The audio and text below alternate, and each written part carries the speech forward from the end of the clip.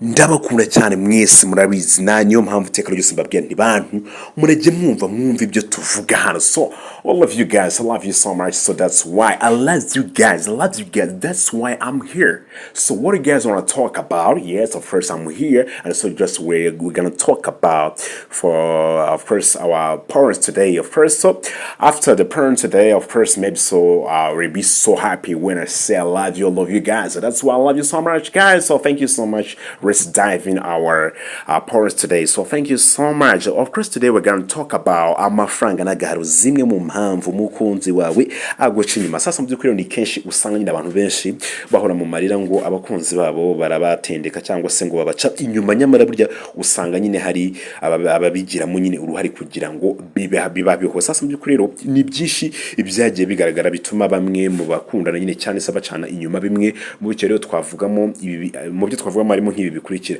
Ikintu cya mbere tujye guheraho gushaka ibyamirenge ibintu byinshi.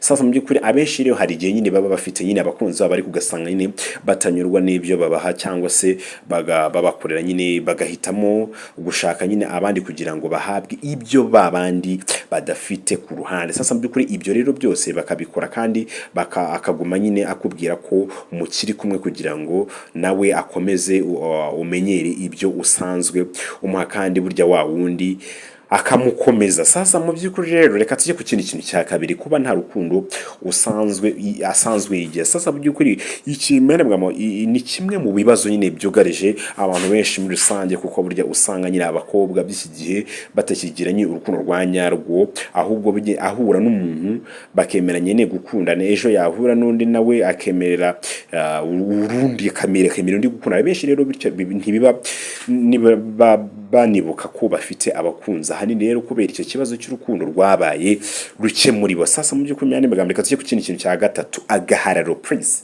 agahararo wumvise bamwe rero sasa mu bakobwa nyine batendeka, birumvikana abahungu bamwe mu bakobwa batendeka abahungu.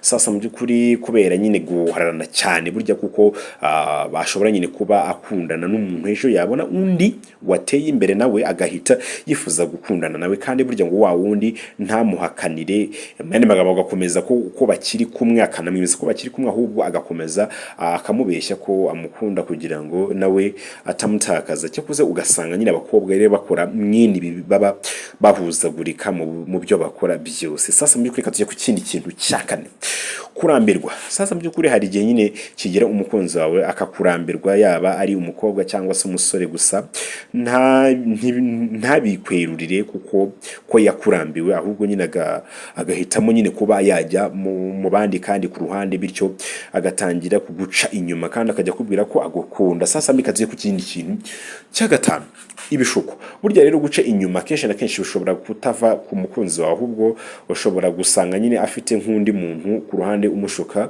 ibintu bitandukanye. Iyo rero burya umukunzi wawe w'umusore afite